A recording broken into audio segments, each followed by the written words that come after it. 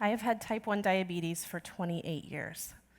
And when I tell people that, they tend to focus on what's external. They might say something like, "So you have to prick your finger every day? I am scared of needles. I could never do that." In fact, I've already done that 40,000 times in my life so far. And yes, you could do that if you had no choice. That's a common misconception, though, that the hard parts of living with diabetes must be the things that you can see. For me, the hard part isn't the physical pain of finger sticks or injections, or the skin that rips off along with the adhesive of the medical devices I wear. The hard part isn't even managing the wildly fluctuating blood sugars, or trying to manage and interpret all of the data I collect about myself each day. And the hard part isn't even the long, drawn-out battles with insurance companies to gain the privilege of using the medical devices that can help keep me healthy and productive. The hard part of living with diabetes for me is the psychosocial impact. It's the cognitive burden of trying to manage a disease so insidious and pervasive and never getting a break from it.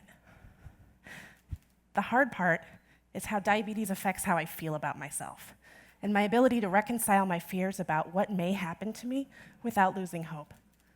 The hard part was wondering if I could ever have a healthy pregnancy with type 1 diabetes, when at the time I didn't know a lot of other women who had tried. There was a lot of focus on what could go wrong.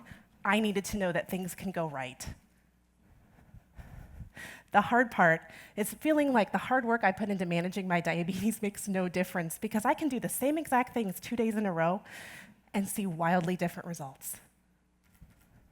The hard part is wearing a CGM sensor on my arm and witnessing all of the staring and the pointing and the overeager strangers who actually come up and touch my medical device before asking me what it is. The hard part is not becoming engulfed in rage every time I see someone post a photo of their oversized dessert on social media and hashtag it diabetes. Because eating sugar does not give you diabetes, and my disease is not a punchline. The hard part is wearing a small machine on my body that at any given time contains a potentially lethal dose of a very potent drug that I'm responsible for dosing and administering on a daily basis, yet somehow coming to a place where the benefits of wearing an insulin pump outweigh that risk. The hard part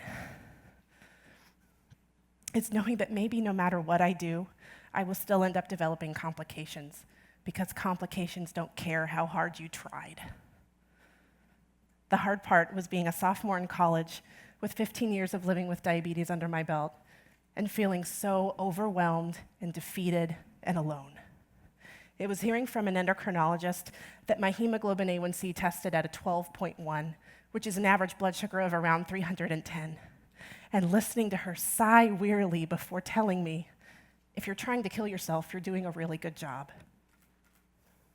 The hard part was talking myself out of self-harm and suicide, because if my best efforts can never be good enough, then what is the point of trying? What I didn't know then was how crucially important to my health it would be to hear two small words: me too.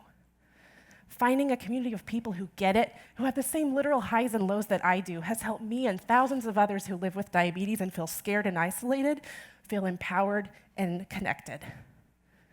This community helps us realize that struggling is normal. Making these connections helped me finally feel okay about trying a continuous glucose monitor, and gave me confidence that I could successfully bring a tiny human into this world, and lets me know that if complications are in my future, I won't have to go that road alone. Peer-to-peer support fosters resilience and confidence. It turns our shared vulnerability into empowerment, and we can gain strength from the places we normally feel weak. It can even come off as a bit of swagger, like, "Yeah, I'm wearing a pancreas with a touchscreen on my hip, deal with it." What I want you to remember is that living with diabetes, what I want you to remember